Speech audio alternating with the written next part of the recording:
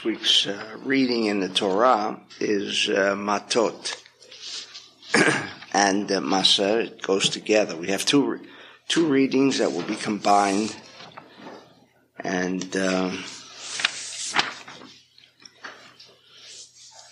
there's very little, both physically in the way of what's incorporated in both readings. The second reading simply has to do with the sojourns or the journeys of the Jews, and the first one has some very peculiar topics that, namely, that there is very little in the way of commentary, and even where there is commentary, it's very difficult. The first verse begins with, and God says to the heads of the tribes, for them to convey to the children of Israel, Rosh HaMatot, and therefore it's called Matot, the tribes.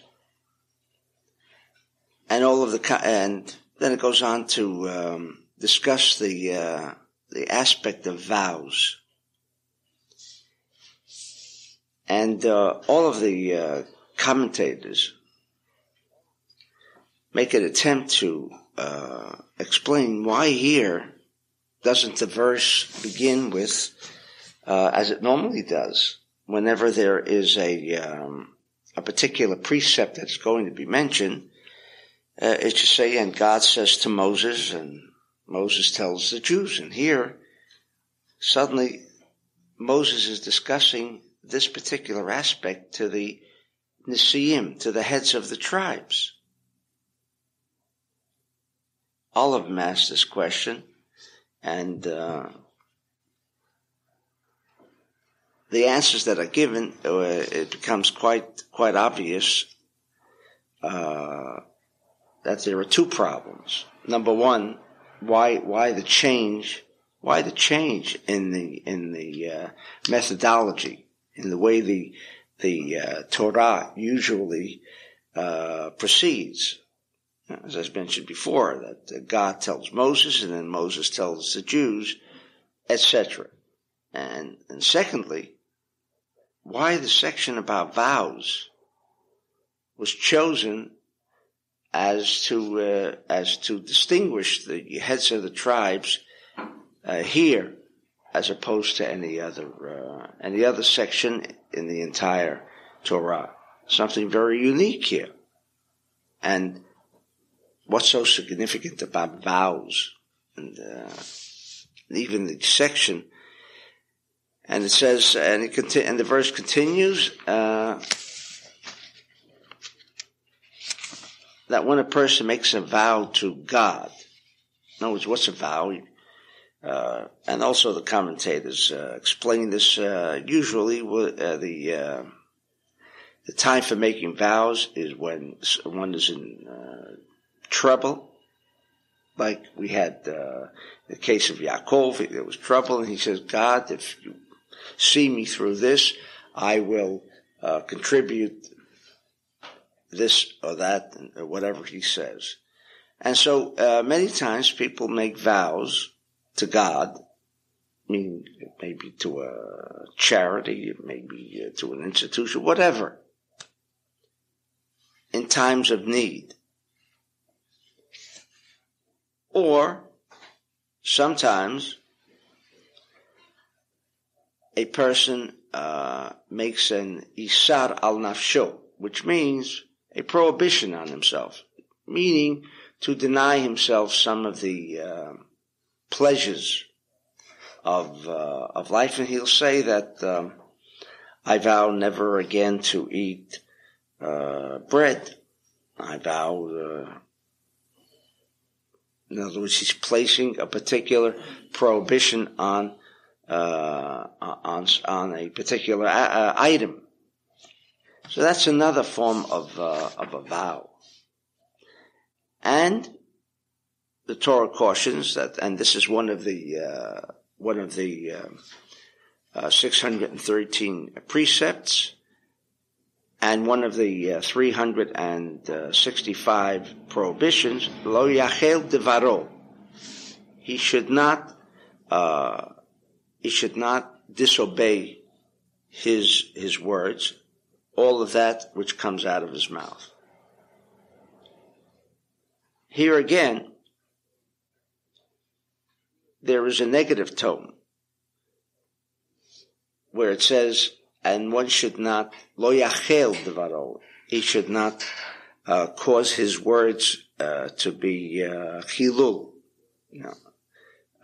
desecrated. All the verse could have said was, he should observe his words. He's made a promise, made a vow. He must keep his word. Doesn't say that. Doesn't put it in a positive tone as a positive precept that he must keep his word. You make a promise, got to keep the promise. It says no, lo yachel devaro. And that's another question that we have to deal with.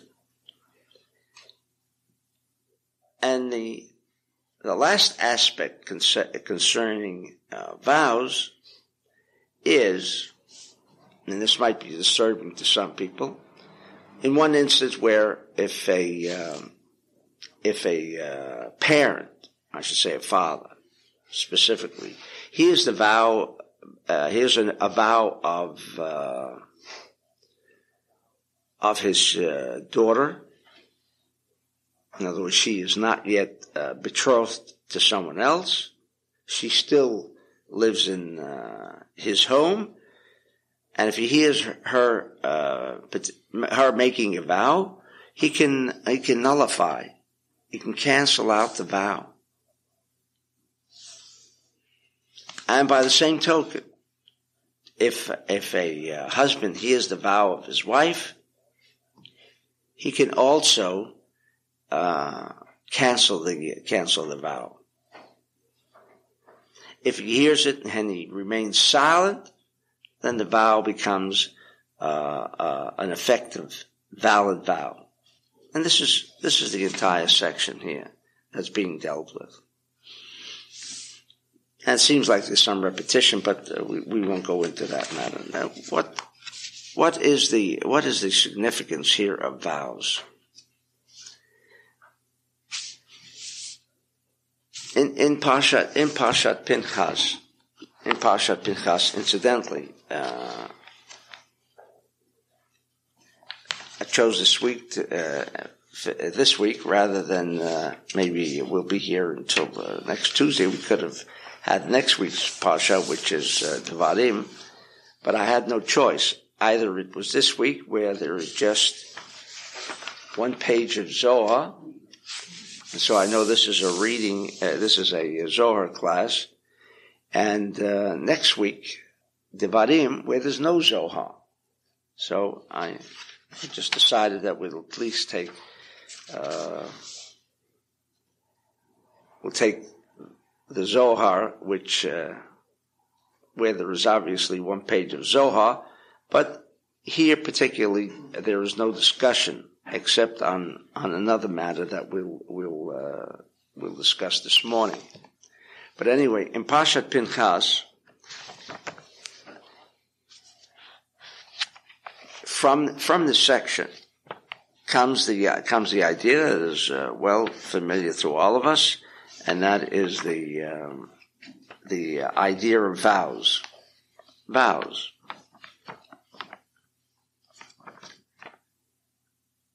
There's a shot coming up. And of course, the most important holiday in the Jewish calendar is Kol Nidrei. And Kol Nidrei, which makes Yom Kippur so familiar and so important, is the idea that we on the night of Kol Nidrei, where everyone attends, those who still, still attend synagogue, we recite in Aramaic the cancellation of all vows that we may have undertaken during the year. Kol Nidrei. And this is the way this very important holiday begins. In other words, all of the fasting and everything else that goes into this holiday seems to center around the idea of Kol Nidrei.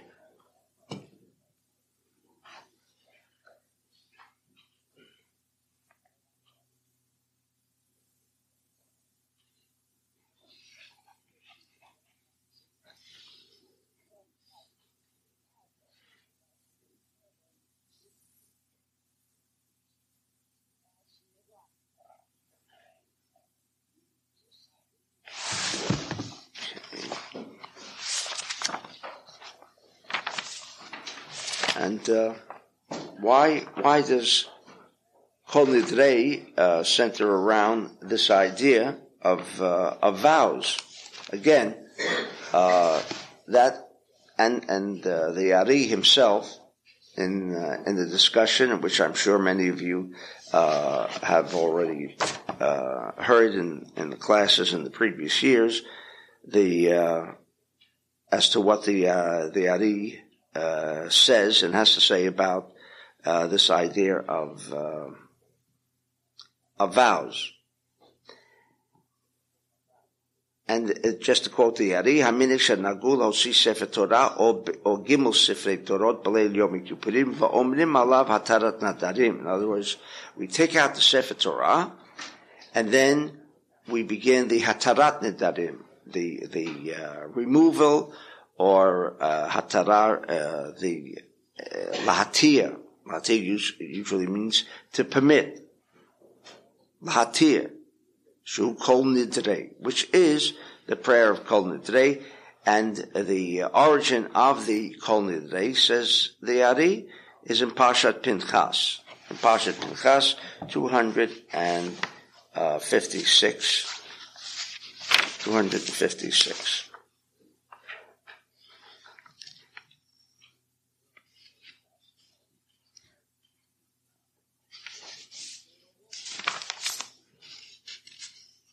It says 256, but I think it's an error, if I remember correctly.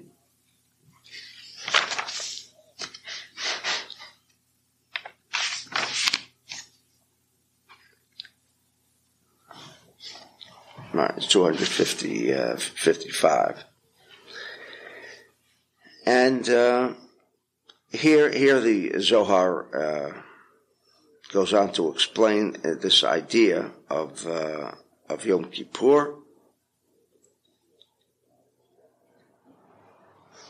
and says that Yom Kippur stems from the idea of Etz HaChaim, and Otam Sheish Aleim Gzar Din B'Neder U'Shavua, and those who have a Gzar Din, meaning that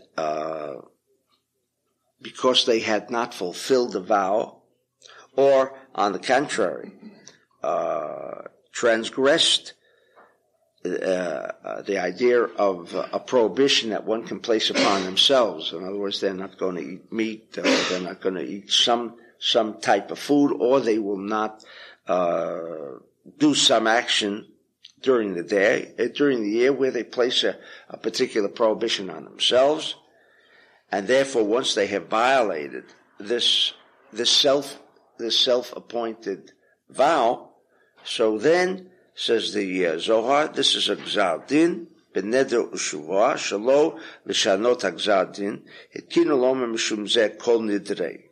And therefore, this prayer was cited that the decree which accompanies the violation of nidarim, of vows, was chosen to be cited on Yom Kippur. Now, there's so many other violations. Someone had committed murder during the year, or or some of the 365 prohibitions. And yet, when it comes to Yom Kippur, the day for attaining some forgiveness, this was the prayer that relates to forgiveness has to do with vows and nothing else. There was nothing else mentioned in that Kol Nidrei. It's in Shin Yud Gimel 313 for those of you who want to peruse it.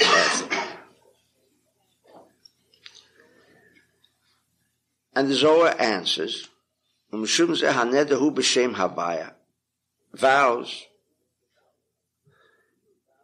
Vows are considered in the same framework as Havaya, Shehu Tiferet. Zerampin, in other words, the Tetragrammaton. Vashua, he b'shem Adni. And when one swears, there's a difference between a vow and a shvua. Shvua is swearing, and one is assuming an obligation. One is in the category, says the Zohar, of Zerampin. One is in the category of Bina. And I believe that this is discussed as to why the Kol Nidrei refers to Shuvah and Neder. Is that in the marathon on Yom Kippur? Okay. All right, so we don't have to go into the detail as to why this particular violation is the one where Kol Nidrei is. Briefly stated, all of the other prohibitions, thou shalt not steal, is a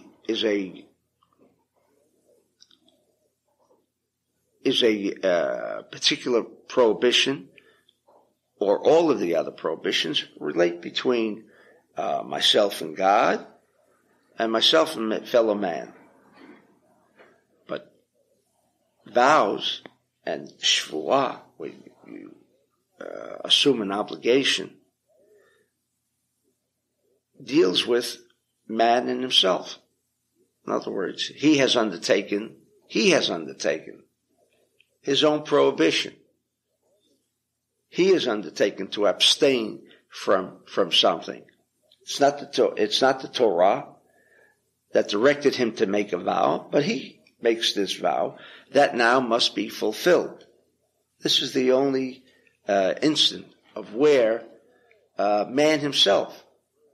And then, of course, the prohibition is lo yachel dvaro. One should not desecrate his promise or his vow.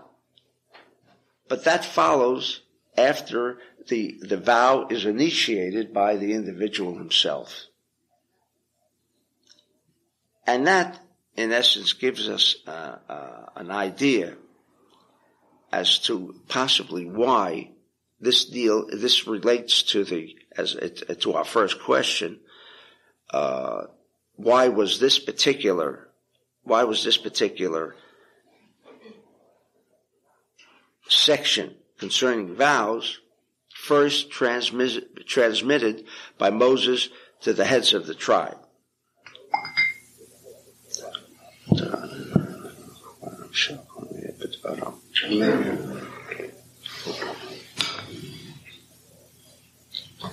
If you recall,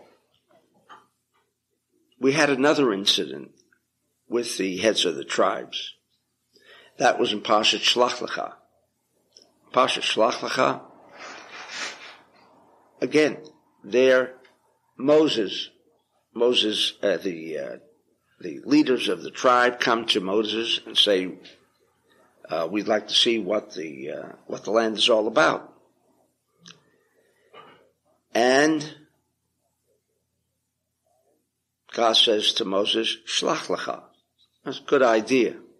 Good idea. Send the heads of the tribe, the chieftains of the tribe, to investigate explore just what the land of Israel is all about, and let them come back and give a report to the Jews as to what they might expect when they come into the land of Israel.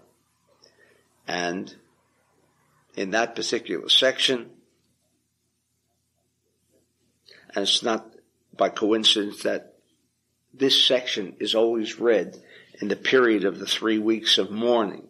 In other words, from Shiva Asar B'Tammuz, the 17th day of Tammuz, when the enemy pierced the walls, meaning they had overtaken the walls of Jerusalem, both in the first temple, second temple, and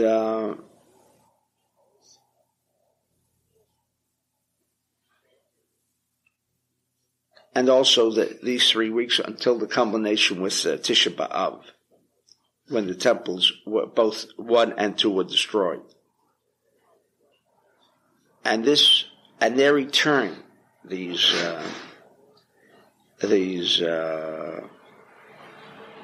chieftains returned, of course, with a report that was very negative. And from that day on, there was a decree that those Jews would not enter the land of Israel. And, as God says, they will always be crying. This will always be a period of mourning, and to this very day, we still refrain from certain aspects of pleasures from the 17th day of Tammuz until the 9th day of Av. That is one and very significant aspect of the chieftains. They came back with this report, and the Zohar says, in Shlach Lecha, because they were afraid that once the Jews had entered the land of Israel, they would no longer have to be governed by chieftains of the tribes, and so initially they would be losing their political status in the community, and that's why they came back with this negative report, while at the same time, the Zohar also says that these people were tzaddikim. They were tzaddikim. And without going into, again, a broad definition and explanation as to what happened, we're talking about tzaddikim. They come to Israel, and now things changed. They were tzaddikim, meaning righteous people. They were going with an intent to explore the land, see if the land is, as God said it would be, a land of milk and honey. And first question that the Zohar raises is if they were tzaddikim. I mean, why would they even question God if God had already mentioned to Moses that this land is a land of milk and honey, and there's no need to fear the people who inhabited the land of Israel at that time, that there would be no problem. They come back and say the nations over there are very strong, and while some of the fruit looks great, etc., but the report was placed in such a negative tone that the Jews began to wail and, of course, complain, God, why did you take us out of Egypt, etc. And that incident goes on the Zohar to explain that while they were tzaddikim, and they were tzaddikim, that doesn't change. When they came into the land of Israel,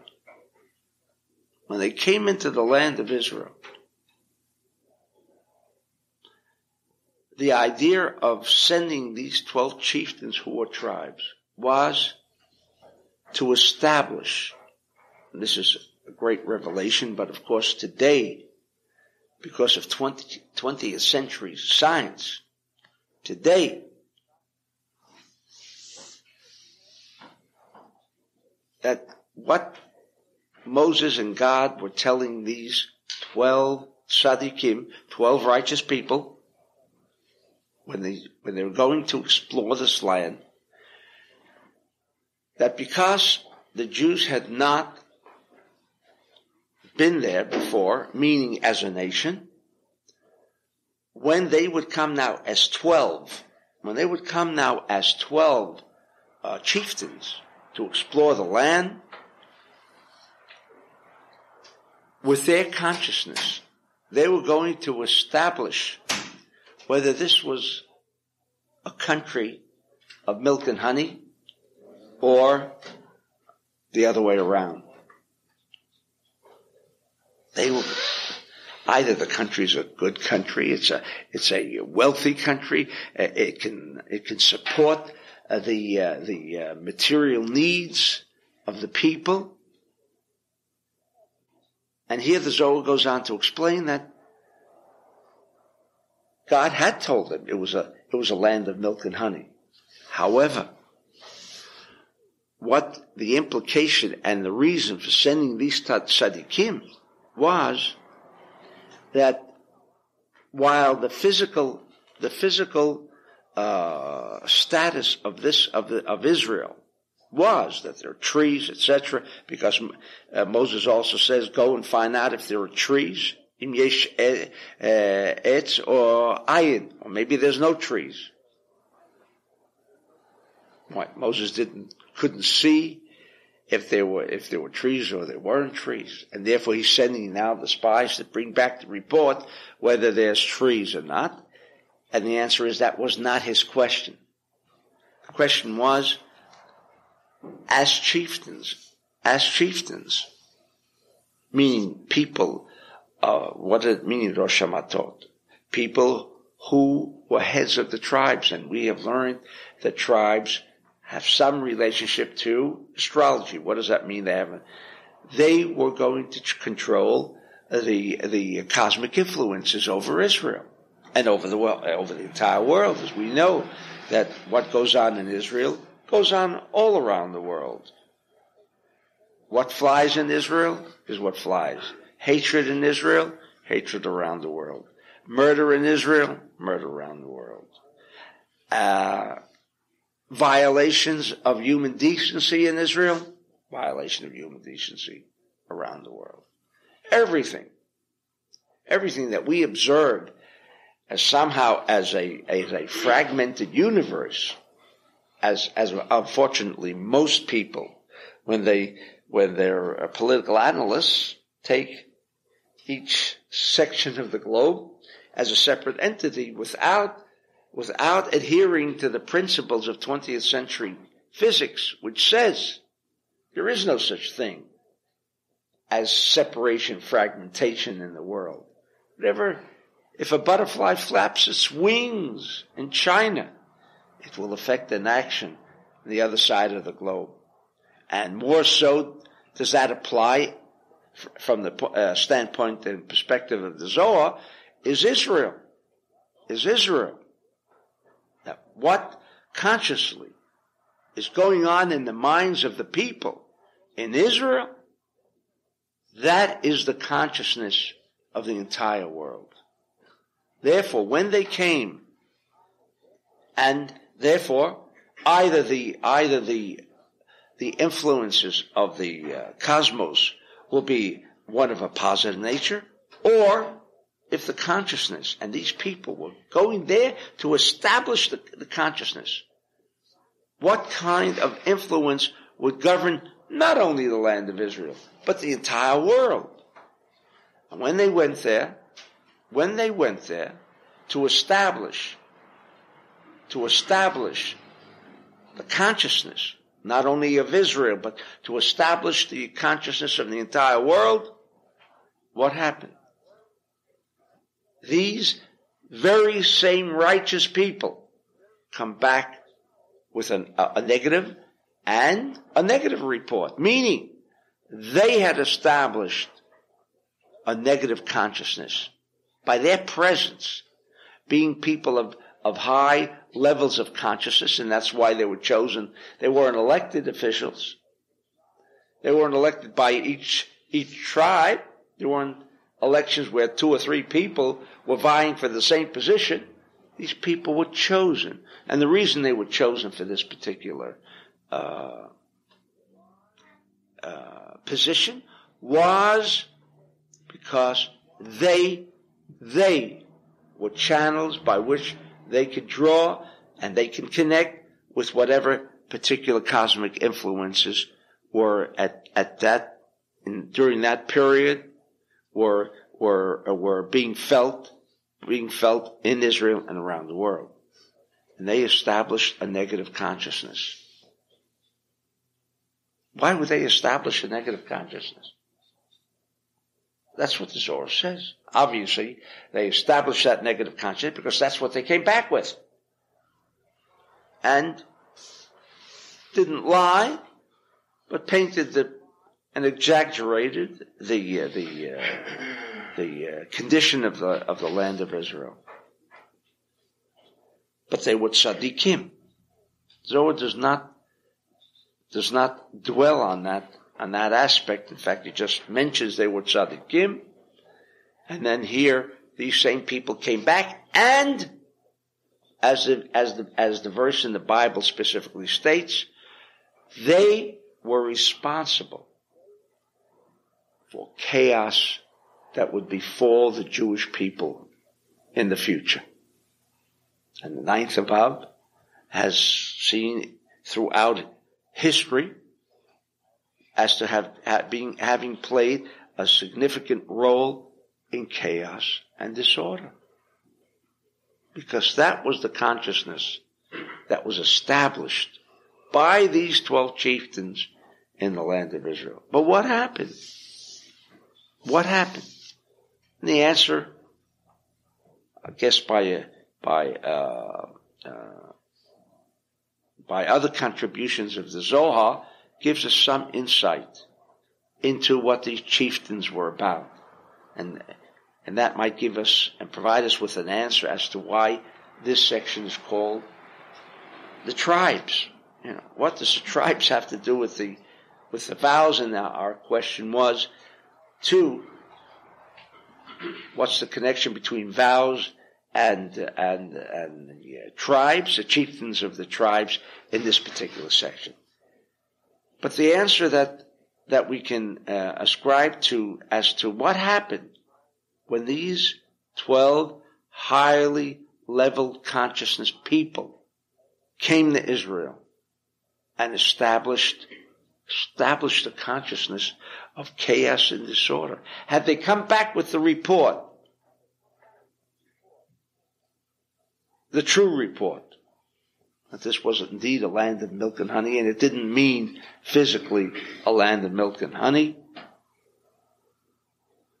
but the Zohar says, if the presence of Etz HaChaim, not Etz HaDat, but Etz HaChaim was present, they would establish either Etz HaChaim, which to us is the other reality in this world, the reality where the second law of thermodynamics does not exist, the world of chaos does not exist, the world of death does not exist. There is another world in our midst that does not exist. We call that the world of, quote, occasional miracles, where we're faced with a certain situation, and suddenly we ask God and pray for a miracle. The miracle occurs. What does that mean, a miracle? When is a miracle? Is an earthquake a miracle? Is a tidal wave a miracle? What does a miracle mean? An unnatural occurrence. But naturally for us, or for people, for them a miracle always implies the end result was one of a wonderful nature. Out of the ordinary. Supernatural. Something supernatural. Something above the norm took place in our lives. And we call it a miracle. And we're so happy because it was a supernatural event. But then again, so are earthquakes. But they don't have happy endings. Therefore, we don't say miracles are earthquakes, but aren't they at the same time supernatural events? No, miracles by a misnomer. Misnomer. If your definition of miracles is a supernatural event, then earthquakes also should be termed miracles. But somehow in our corrupt definitions of what a miracle means, we refer to as only where the ending is one of a gratifying nature, or one that continues to make us happy. But they're so far in between. That is the world, but we don't call that miracles. Miracles means, from a Kabbalistic definition, being connected to the tree of life reality, being connected to that frame of reference that does not and is not governed by the world of chaos, the world of Eitz Hadat. That means when things happen of a non-chaotic nature, it is not a miracle. It is only that we have now established ourselves, we have raised our levels of consciousness to the level of the world where chaos does not exist. Chaos does not exist. And on occasion we reach that kind of level of consciousness. When we do, the miracles happen. But that should be the norm. But unfortunately, we find ourselves so seldom in the realm of Eitz HaChaim, in the realm of a non-chaotic world, so we call it miracle, because it happens so infrequently. Therefore, we refer to the term of as miracle. However, that's the norm. It's the norm. But take a look at the landscape. Take a look at the earth and its inhabitants. What do you find? You find death, destruction, earthquakes, etc. But that, as you have learned and heard on many occasions by the Zohar, that, and I think Karen mentioned it yesterday, last night, that landscape of chaos that seems to be more part of our personal lives than the worlds of miracles is our own doing, including earthquakes, tidal waves, etc. It is our own doing, because we have violated the realm of the tree of life reality. This is what the chieftains established when they came to Israel. What was wrong with Israel? Why was this kind of consciousness established? Because the land of Israel, as we have learned on many occasions, is the energy center of the world. It is the land from which emerges the tree of life reality, the world of stability, the world of law and order. If you do not live up to that standard, meaning if you live in Israel, and you do not live up to the standards of law and order, meaning that, without getting into the politics of it, if you cannot raise yourself above the idea of chaos, meaning, well, there are Muslims living in Israel. Well, I'm Jewish, and I know intrinsically the two sides can't meet. Two sides can't get together. Two sides can't cooperate. For whatever good reasons, for whatever bad reasons.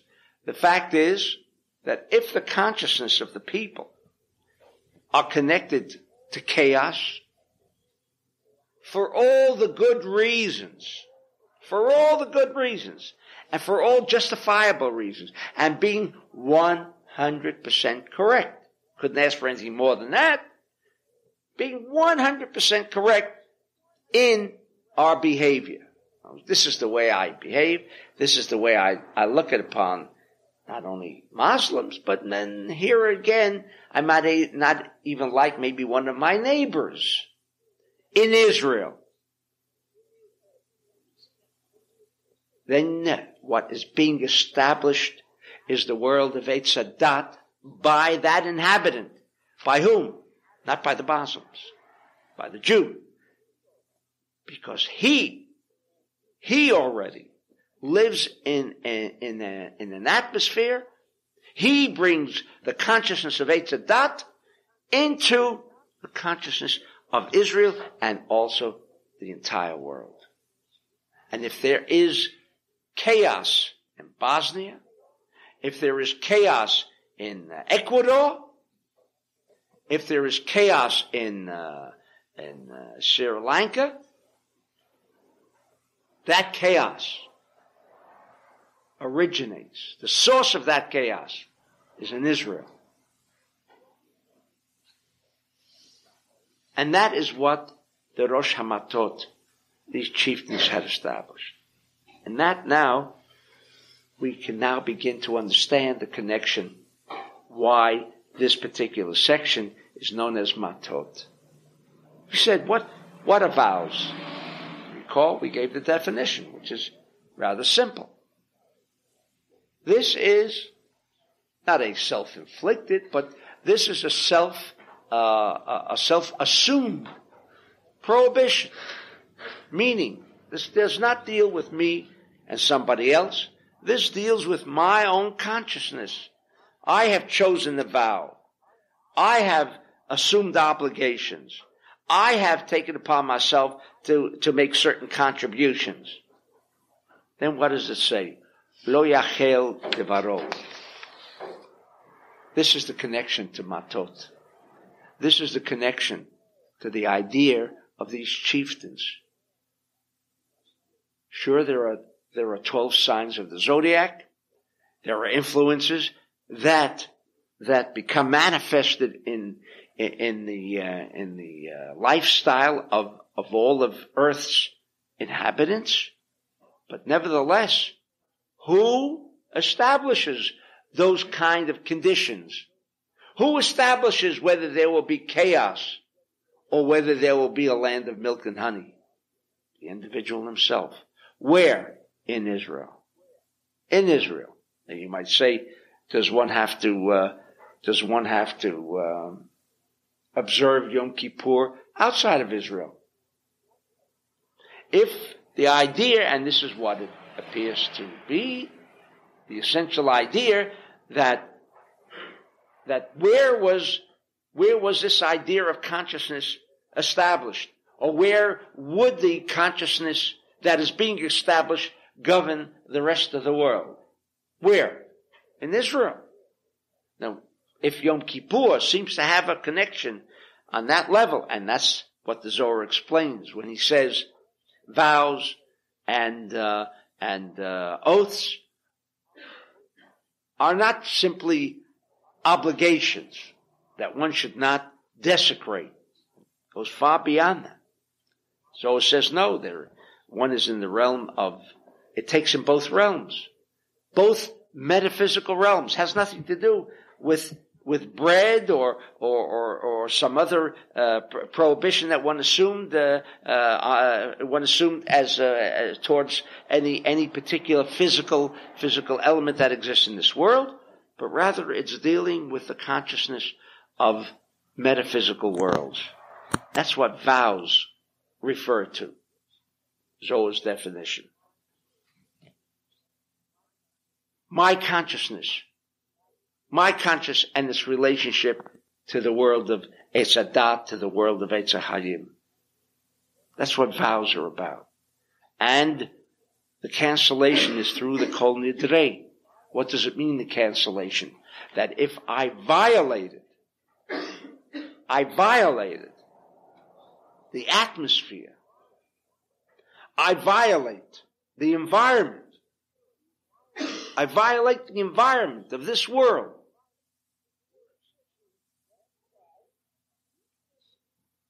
then I have violated and caused chaos throughout the entire world.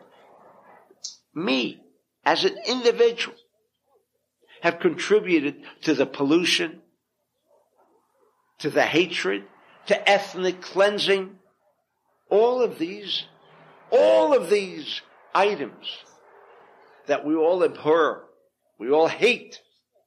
When? And it applies to me. I mean, how many of us have sleepless nights because of the ethnic cleansing going on in Bosnia? How many of us? But if you read in your daily newspaper, and because we're Jewish, you read about two people who lost their lives at the hands of terrorists, that excites all Jews all around the world.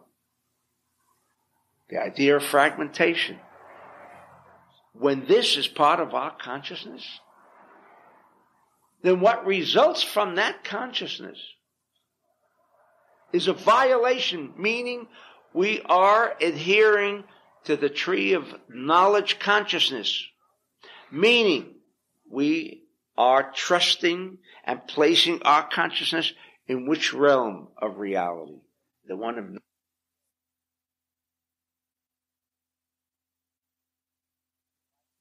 of the tree of life reality? No. Into the fragmented world of tree of knowledge.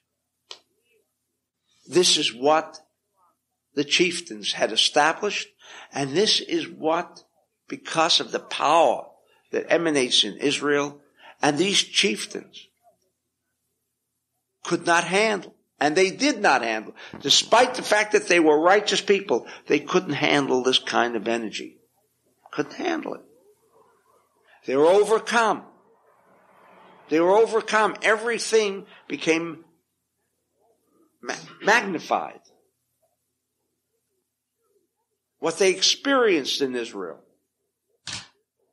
They experienced, because they were tzaddikim, because they were of a quantum nature, but then again, which nature?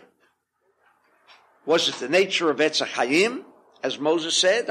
Is there etz? Are there trees there? Meaning, are you going to establish Etz HaChaim, or are you going to establish the tree of knowledge reality? And therefore, we can understand the verse of Shlach Lecha when God says, what you have established, you will establish forever. Why forever? So they came back with a report of a negative nature. I mean, why this influence throughout the centuries, throughout Jewish history? Because these people, being on that level of consciousness, created that environment that we ourselves suffer to this very day. And it is incumbent, it is our obligation to restore, to remove. Lo yachel devaro. Those words that were once established,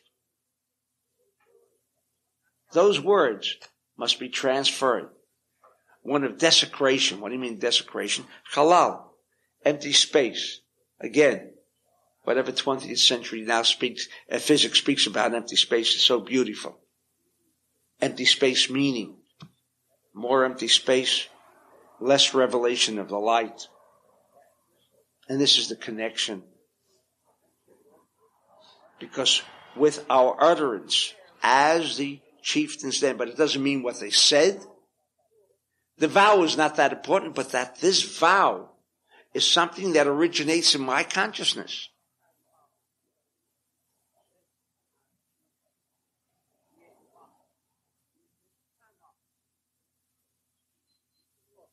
Then we refer to the question, does one have to observe Yom Kippur outside of land of Israel? And the answer is yes. Why? Since we're from what we understand, vows, oaths deal with energy, deal with consciousness. And therefore, if we're outside of Israel,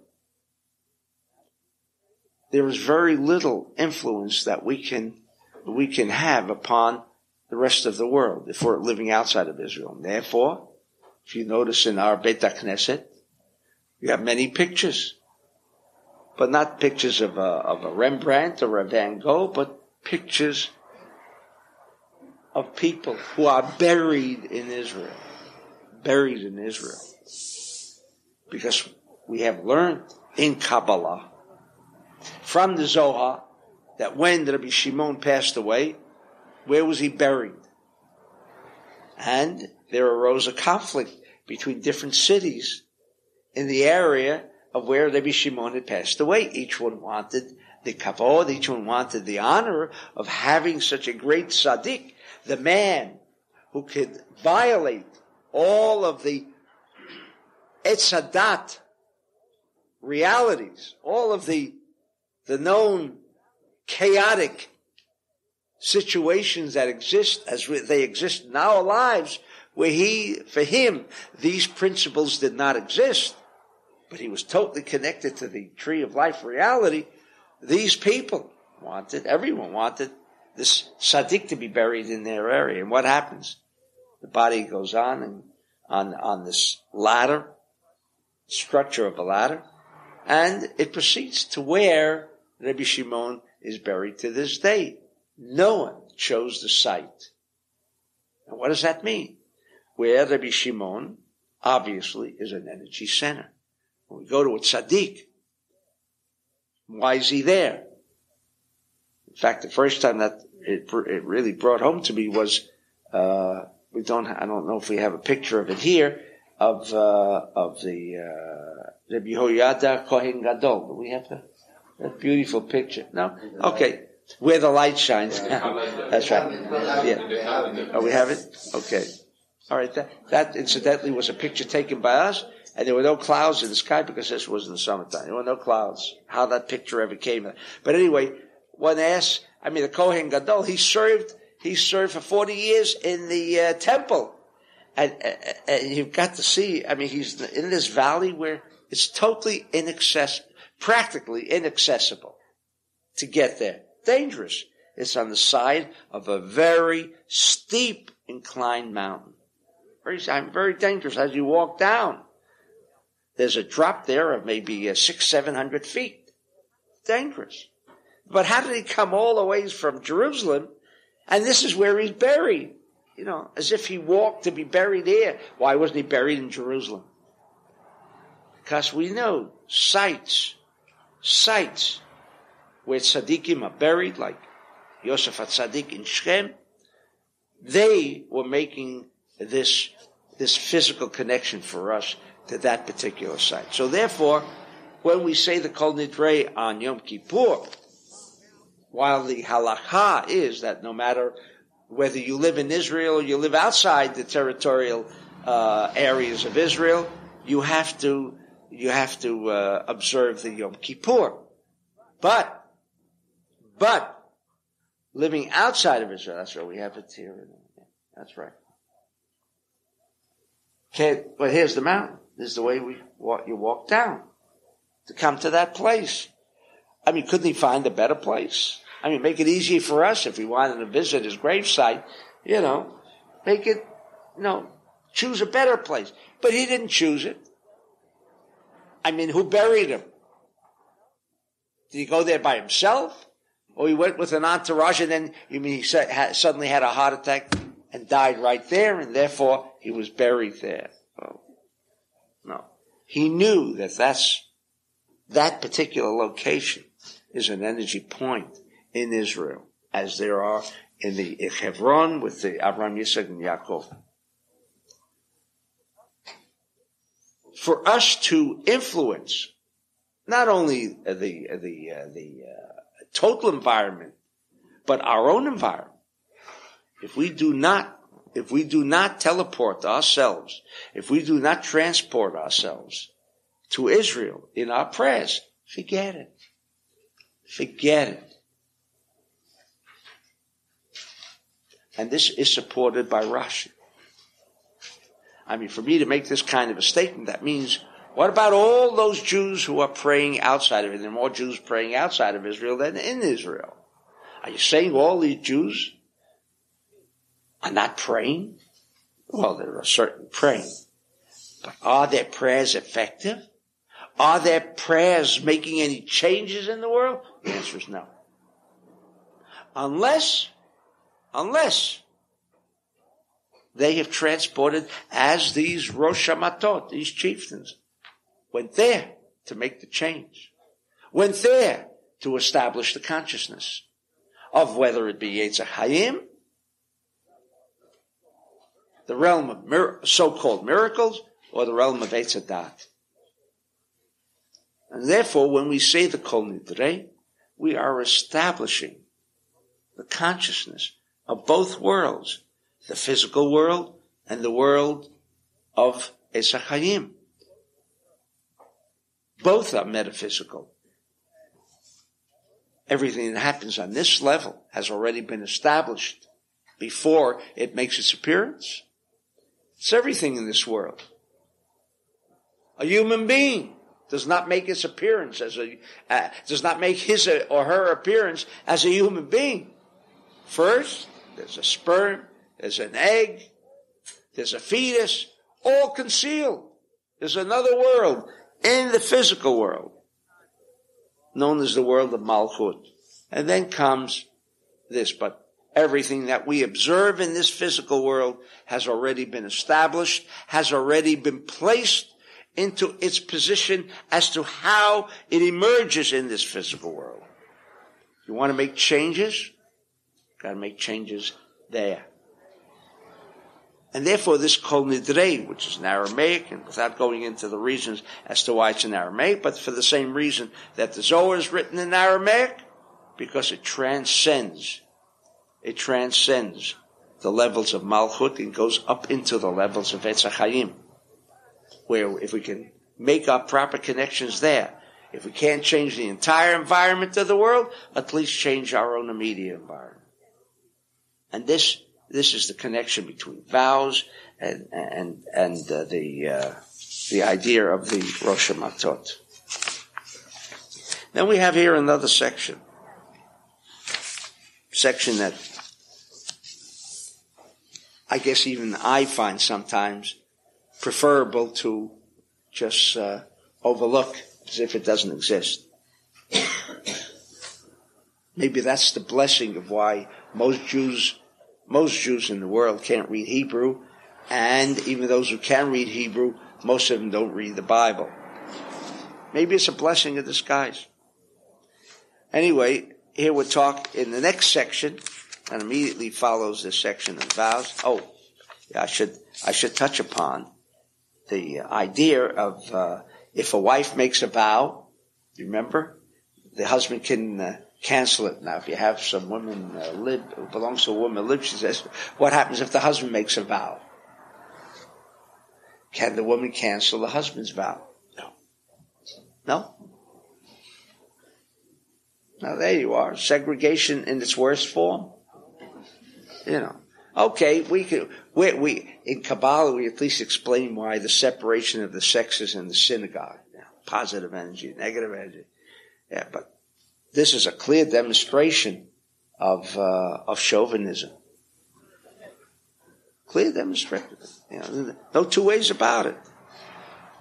If a husband hears the vow of his wife, he can cancel it out.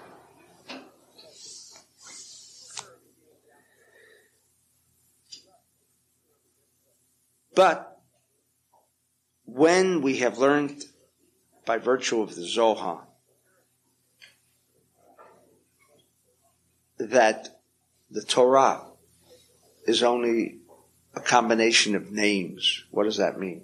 It's not referring, it never refers, never, N-E-V-E-R, refers to physical descriptions. We're talking about a father, we're not talking about a father. We're talking about a daughter or a husband or a wife. We are not beginning, as I said, we do not begin with a description of this world, because this world is only a reflection of what exists on another level.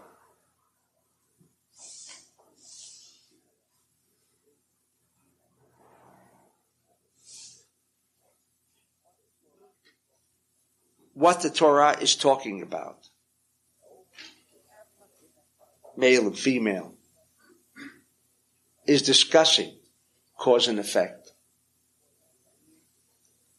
Cause and effect. Someone's an electrician, someone is a plumber. These people thought up the idea of male and female, right? You have the socket and you have the plug. Anyone knows a little electricity, they call the socket female and call the plug male. In plumbing, you have one pipe that goes into the other, right? The pipe that goes into, it becomes attached within, it's called the male. The outside is female. Now, I guess maybe plumbers were all chauvinistic or electricians were chauvinistic. But I think the idea is not a question of male and female in the sense of being male or being female, but rather dealing with consciousness. As the Zohar says, the whole Torah deals only with names. What do you mean by names? Levels of consciousness. Nothing more and nothing less. So the idea of chauvinism obviously immediately falls away because that's not what we're talking about. We're talking about consciousness. A male can have a female consciousness and a female can have a male consciousness. What does that mean, a male consciousness? And what does it mean, female consciousness? Just like what a sperm and an egg represents. Just what in electrical terminology or plumbing jargon, this is it. It's referring to channeling or referring to the recipiency. Nothing more, nothing less. Each one represents a particular consciousness. Nothing more and nothing less. Again, here is a demonstration. When we were discussing vows, we said we're not discussing vows, we're discussing consciousness. Nothing more, nothing less. When it says, when the father or the husband hears a vow made by a female, he can cancel it out. Is it a negative tone or is it a chauvinistic tone? No. Has nothing to do with the idea of female and male. What it has to do is channeling and recipiency. What is the pipe? Or what is the plug? What is the plug? And what is the socket? Socket is a recipient concept. The plug is something that's inserted. It is the channeling.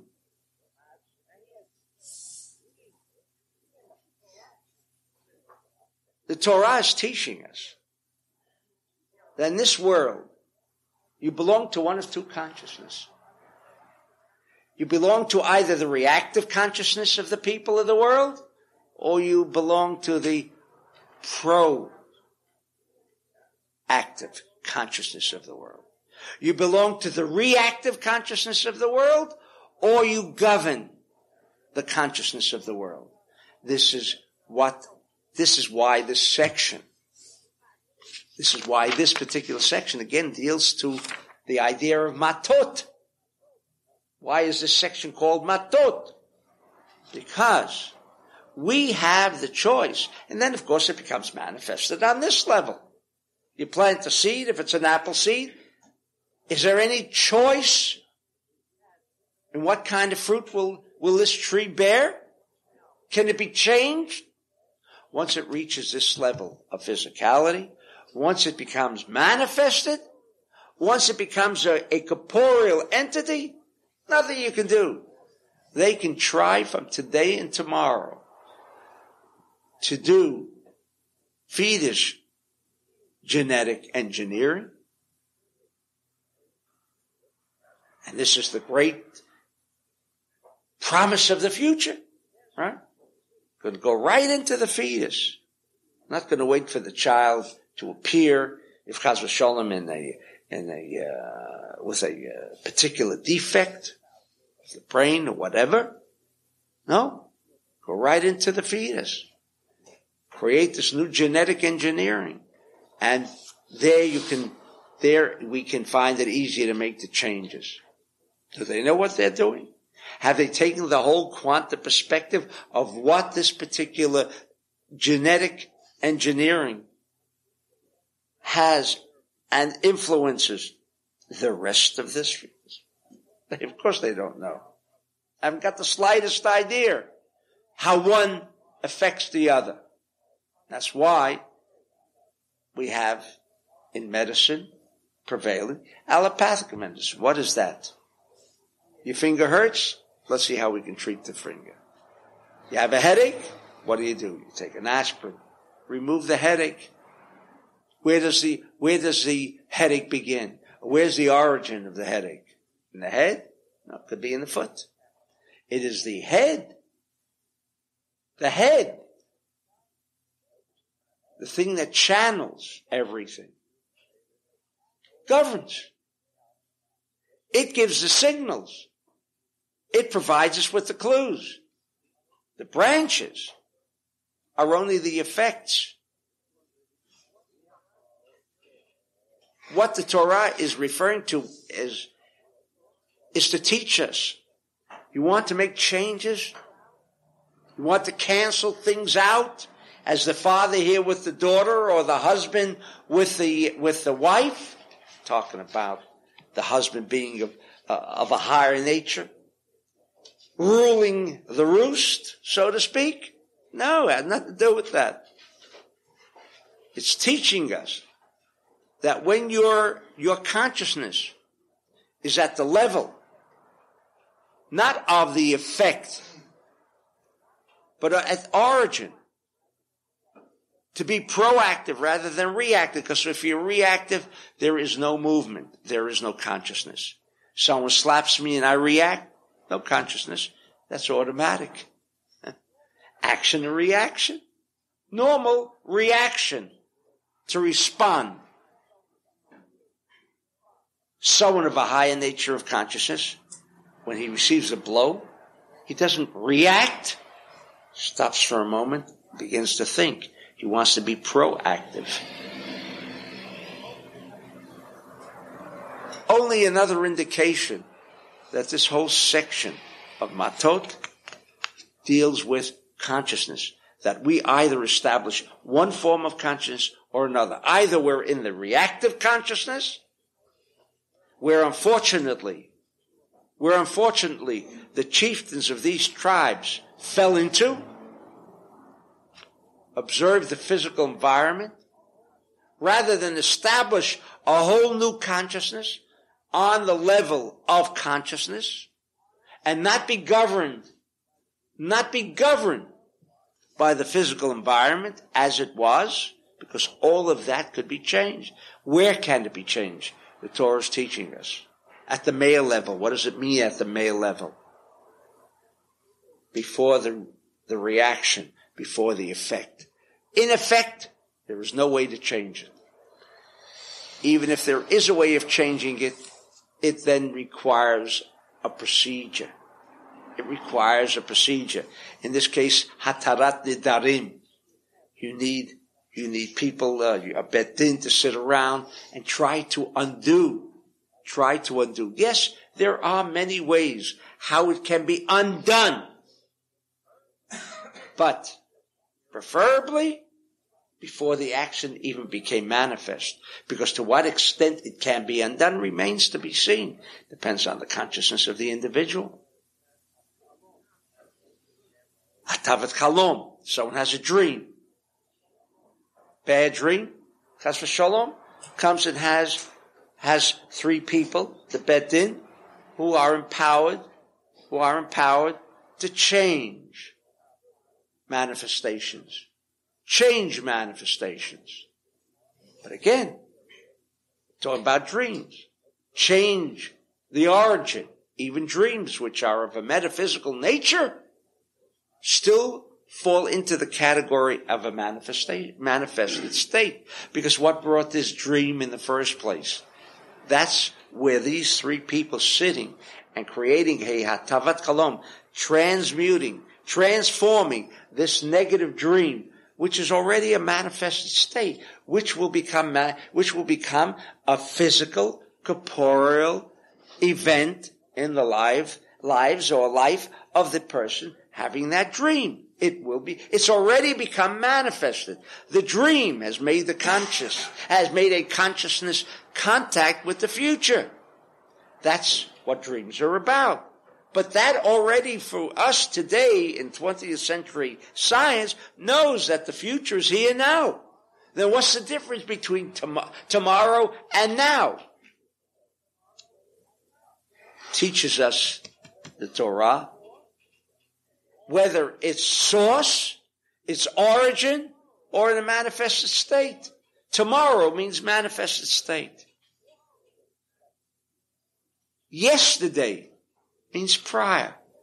Means it does not have to be in a metaphysical state. Yesterday also emerged as a physical event.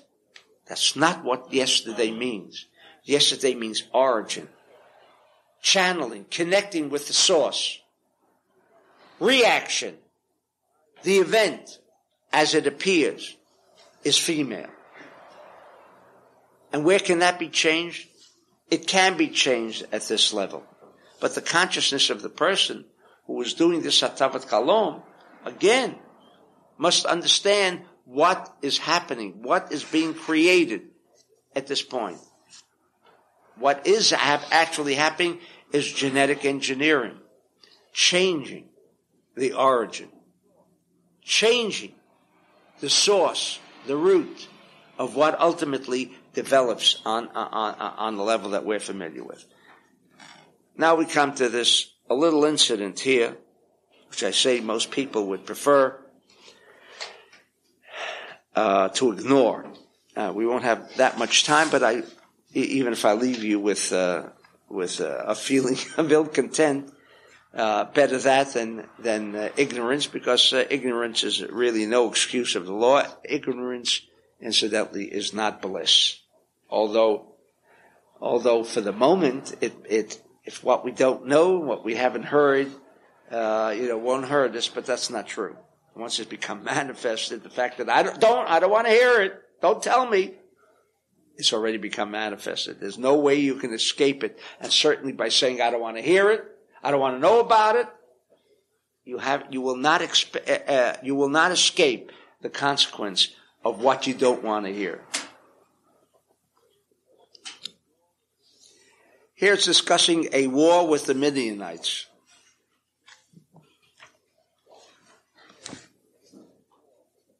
And they're told to wage war against the Midianites. If you recall, the Midianites were brought by Bilam at the end of Parshat Pinchas, and they caused, through their influence,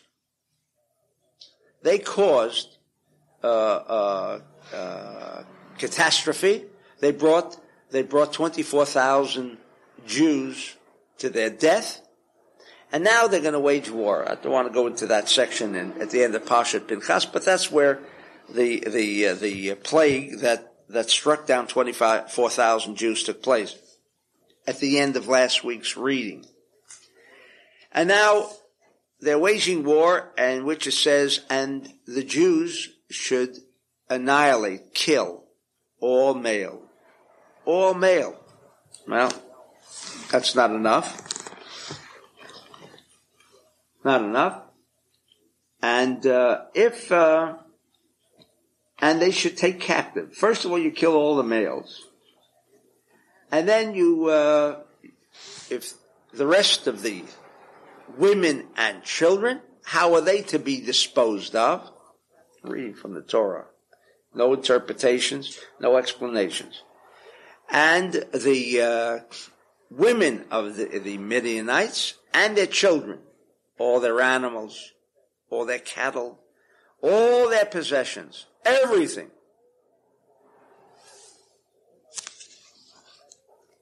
have to be dealt with.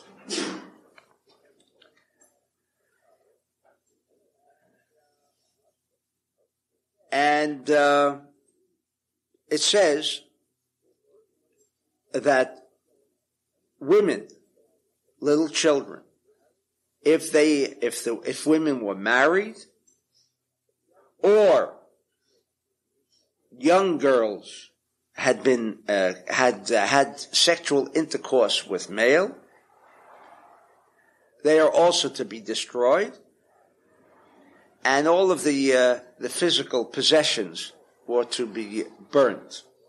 It doesn't describe how the method of death for these males, all males. A question of what age of the male, and so on. And then in verse 13 of chapter 31, it says that Moses and Elazar, the Kohen, and all of the heads of the tribes went out to meet the victorious army that was sent to destroy these people, and Moses is angry. Moses is angry. Vayomer Alehem Moshe.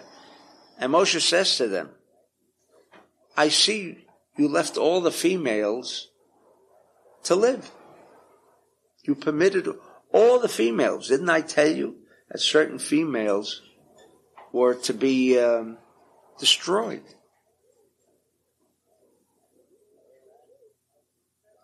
And the reason for that is, don't you remember what Bilam did back in Parshat Pinchas? That through the Midianite women, the cause of the plague originated. And now, again, repeats. And he also says, you remember there was a plague in the congregation of the Lord, meaning the Jews. They are part of the congregation of the Lord. Vata, now, Hirgu kol zachar bataf, v'kol isha yodat ish lemishkav zachar harogu. Now kill all male children, just in case it wasn't clear before. Kill all male children right now. Now these are captives. No necessity for war. The war is over. They conquered the entire nation of the Midianites. So destroy all male children and every woman that know of a man to lie with a man, meaning there was sexual intercourse with a male, harogu. Harogu. In other words, lesbians could remain alive. But those who had intercourse with males, they must be put to death. V'kol atapa nashim, and all little girls, well, meaning young girls, etc. V'kol tapa nashim asher lo yodu mishkav zachar, that did not have, can't imagine how, they must have been geniuses. To understand, sometimes a woman can lose her virginity, not necessarily by sexual intercourse. The Talmud even says that. And so these people knew. And he's saying, now go investigate which ones had sexual intercourse, which women. Go investigate. And those who had sexual intercourse with a male should be destroyed. And including kol tabanashim. Only those who did not know sexual intercourse, can you permit them to remain alive? Then it goes on to explain that those who are going to commit this act of, won't say murder, couldn't be appropriate. After all, Moses certainly received this instruction from God. We don't assume that Moses would be teaching the people of Israel the laws of God without having been told by God. And then all of these not murderers. Torah doesn't call them murderers. Kol horeg nefesh. I don't know what the difference is. Well, homicide is also murder, but when someone drives an automobile and unfortunately, chas v'sholom, he kills somebody, we don't call it murder. We call it vehicular homicide. We don't call him a murderer. A murderer is someone with premeditative intent to kill somebody.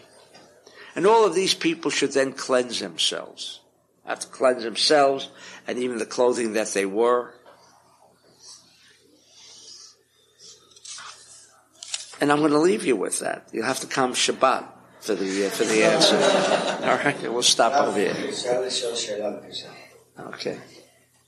Can we, as we understand the explanation that we received today, to come to an understanding that the reason that Moses was not let to come to Israel is because of the act of not establishing the Etz HaChaim?